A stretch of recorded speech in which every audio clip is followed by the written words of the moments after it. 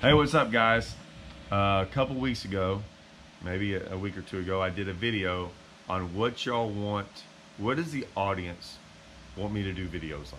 I knew I was gonna get some comments like, hey, make more of the deep waters and Alabama water series. And I'm like, yeah, dude, I'd love to. Those are definitely hard videos to do, editing wise. Like, I have to like be able to commit to it. I can't have tournaments going on while I'm trying to do that. And yeah, they're just hard. They take a long time, and it has to be the right tournament situation, whatever. I have to get all the days, but I will always, I've got one coming up. I said I was going to get it earlier in the year. It was about the LBJ, and that series is going to still come out. Like, I got it. I'm like halfway done with it. And yeah, it'll come out this fall. Okay. But I got tons of other comments, and I don't like pick and choose. I just go to the first one. So this was the first one, the first comment by Andrew Tucker. It reads like he liked what I was doing. He liked how I went more into the why than the how. So a lot of people on YouTube like the how-to videos. I do them. They do get a ton of views. I think they're good. I think the why is 1,000 times more important than the how-to. I think the how-to, you can figure it out. But if you don't know why to do something, you just know how, it's pointless, right? You can say the same thing if you don't know how to do something, but you know why to do it, it's pointless too. But learning something on the how-to, you can figure that out very, very quickly. The why is what takes hours, weeks, years to figure out. So I will do that. At the end, he said, as for a subject, this is a subject that he wanted me to go over. Love to hear you talk about grass, types, and what it is you look for as far as grass. What grass attracts you and what makes you move away from a type of grass, okay? Great question. I live on Rayburn, Toledo, all these places, and I've been around enough. I'm not saying I've fished every grass in the country, but I definitely have fished a lot of them. I'll start off by saying this, and if you want to just change it after this, you can change it after this. We did a podcast the other day, me and Ish Monroe. Something got brought up, and we instantly were like, Hydrailla. Hydrailla is like king of the grass. It's so far above everything else, it's not even close. If they have Hydrailla in a lake, you're gonna have 10 different types of grass all around each other. And 9 times out of 10, they're gonna be in that Hydrailla. Now, they might be on the edge of where Hydrailla mixed with another grass, but the Hydrailla is what attracts them. It's what they like the most. It's the best. Maybe they're not in Hydrailla one time and they're in another grass, maybe because that Hydrailla is dying. But I'm telling you right now, if it's fresh, green Hydrailla, that's what they're gonna get in, right? Now, if there's grass growing in 15 foot of water Hydrailla, and it's the springtime and there's Kissimmee grass up in like 4 foot, yeah, they're gonna get in the Kissimmee grass, right? It obviously depends on what time of the year and where the grass grows and depth-wise, but for the most part, Hydrailla is king. So I always look for Hydrailla. We'll start off with Hydrailla. Hydrailla, to me though, has its nuances, okay? I said it earlier, brand new Hydrailla is really good if you can find it. Like stuff, like it's amazing. It doesn't even have to be very thick. They like the fresher, the greener, the healthier Hydrailla they like better. Okay, I don't care if it's growing that high off the bottom. Like, you can find fish in it. I'm not saying they won't get in the thick stuff. They obviously get in the thick stuff. They get in the thick stuff more in the summertime though. And it's more of like flipping and stuff like that, and it grows deeper, and it's usually a summertime deal. It can mat up in the wintertime the same way, but it's usually from the lake falling. So it's not really growing as much. It's just that it has been grown up. And they usually drop the lakes sometimes in the winter, and it mats up. Will they get in it? Yes. Do I think it's that great? No, I really don't. I don't care if people catch, I'm not saying you can't catch fish out of it, guys. Remember, anything I say, there's no guarantees in any of this. What I'm saying is that if I had to pick, or the majority of fish are not gonna be in that matted stuff in the wintertime. They'll be on the outside edges, they'll be on the thin stuff, the clean stuff. They usually like the stuff they can get on top of, okay? A lot of times in the winter, that Hydrailla starts to mat up, but underneath the surface. And a lot of times when you throw rattle traps, red eyes, hybrid hunters, that's what you're throwing it over. And so it kind of acts as a mat underneath the water, and they get on top of that stuff in the wintertime.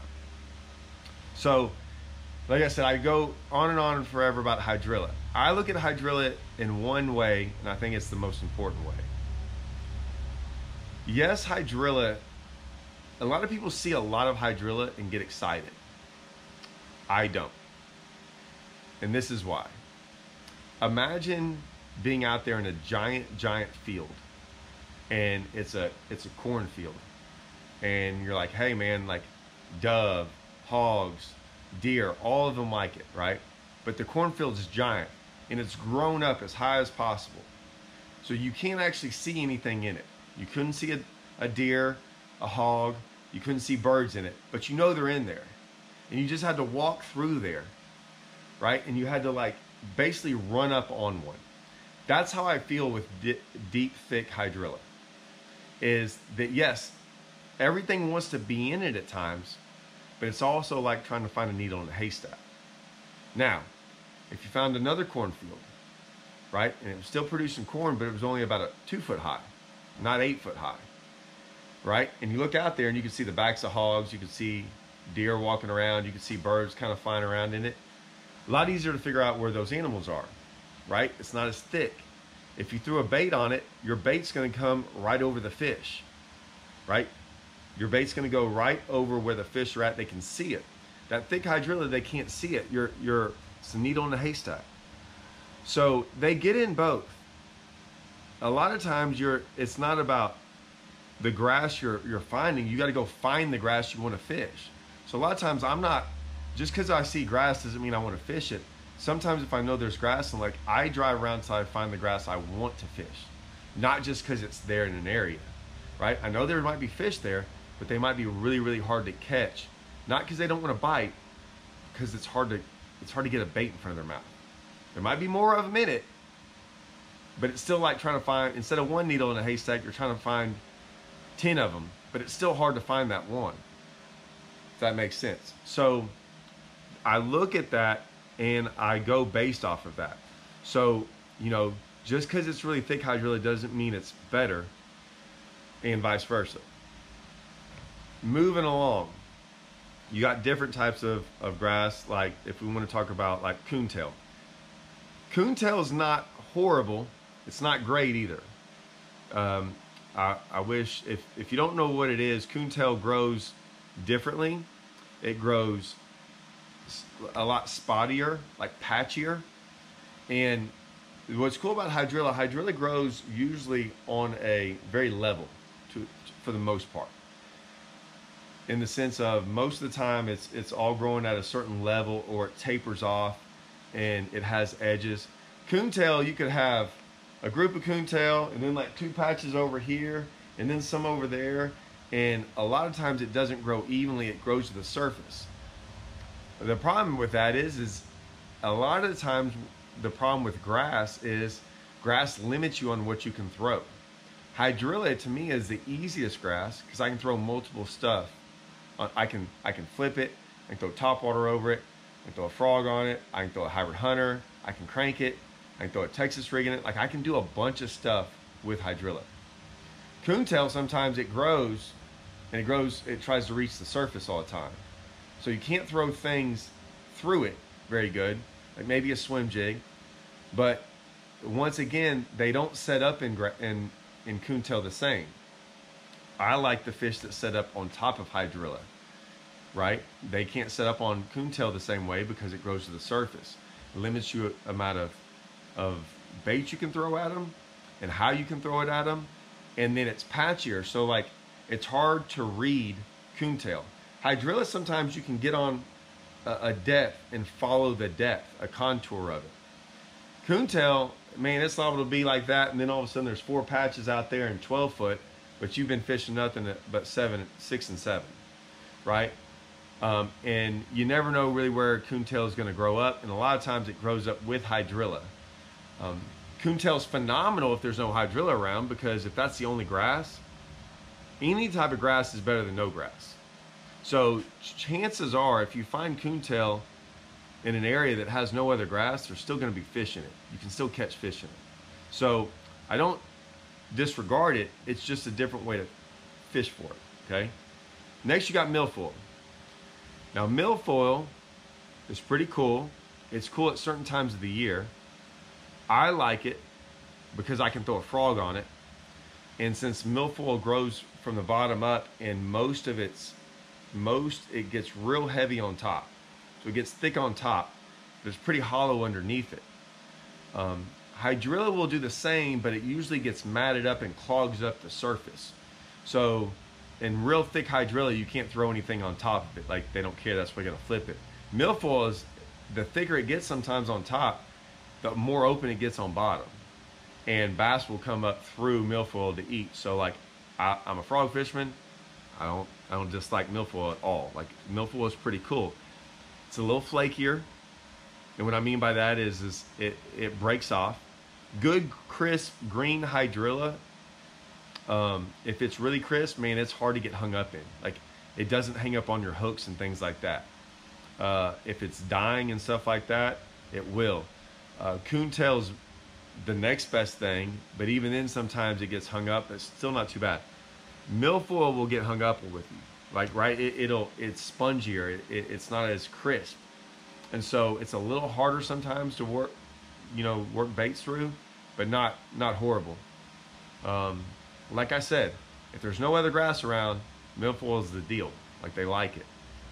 I still think I'll say it again, I still think they live in a hydrailla year round, and I think they use other grass. I think they use other grasses depending on lake levels, time of the year, hot, cold, sunny, stuff like that. Eelgrass, I've caught them out of eelgrass. I don't look for eelgrass. Once again, if eelgrass is the only thing there, or if eelgrass is growing in a different depth, we're good. But like I said, I think if other stuff is around, they're going to get away from eelgrass. They're going to get on other grass before eelgrass.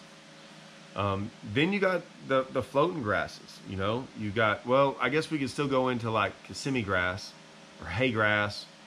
It's basically that straw looking grass. There's times they get in that. There's times they want to get in that.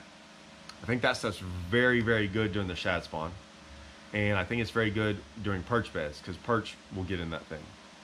So it's good at times, and when it's good, it's phenomenal, but it's not always good. It usually grows closer to the bank. So what happens is you got a depth problem there, right? So if they don't want to be in 5 foot of water or less, they're probably not going to get in it. If they want to get in 5 foot of water or less, they'll get in it. It can get really, really thick, get very hard to fish. You're limited on what you can do with it.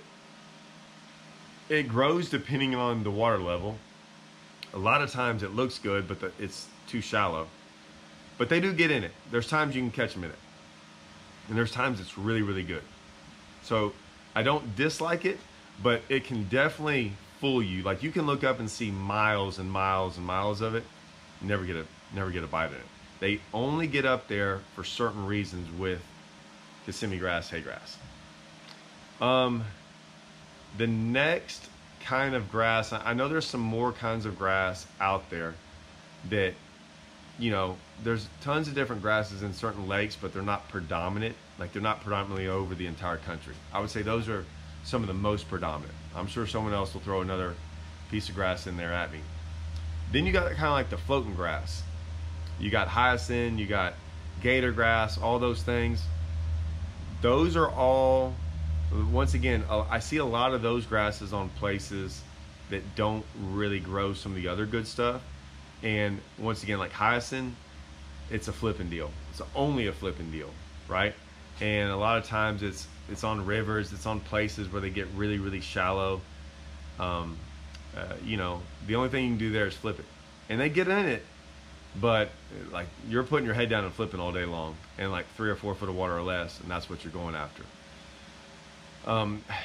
Gator grass I like. I throw in gator grass a lot, and then basically it's just a frog or a swim jig, and it's usually more of a springtime deal. They like it though. Ooh, and the shad love to spawn on it too. So it can be a really good shad spawn brim bed thing. Really good for frogging. Really good for frogging. And usually it grows. I mean, it grows really good. And it usually doesn't grow so much that it's hard to fish it. Like, it usually grows in sections. And so I like that, where I can pick apart sections. Maybe it's in the back of a pocket, maybe closer to a point, and you can kind of run more of a pattern with it. It made me start thinking, if we want to like talk about pads, like there's a couple different types of pads. There's dollar pads. There's some other really bright green pad. I don't know what it is. And then there's just regular lily pads. I like the regular old lily pads. If I had my choice, I think they live in regular lily pads. And those are the big giant green ones, and that sometimes grow the white flower on them.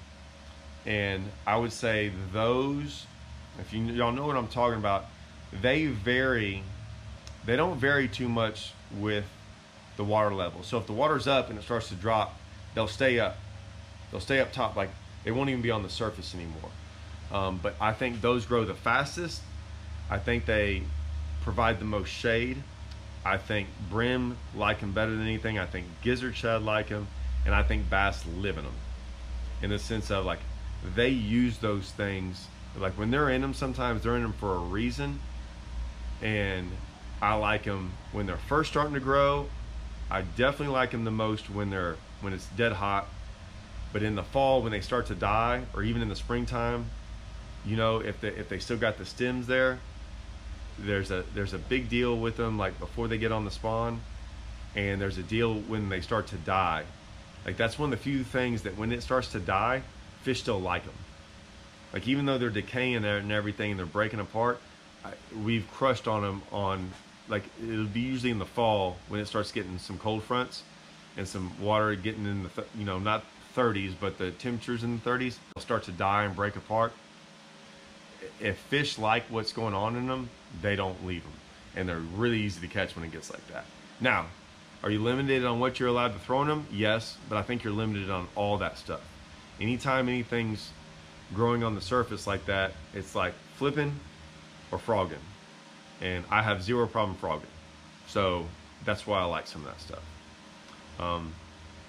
I could go in for hours about the grass, but that's my quickest evaluation of grass. And although I didn't talk about like what makes me, it said, you know, what makes you run from it, or what are you move to it?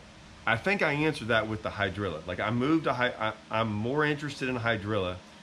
I try all of it, but there's definitely some times you can get in some areas where it's like there's too much and it's overwhelming. I get overwhelmed by it sometimes too.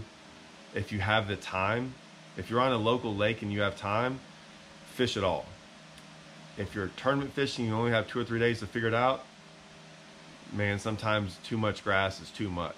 And so I like less grass. Less is more to me. Even though there might be less fish in it, it might be easier to catch and it might be easier to find.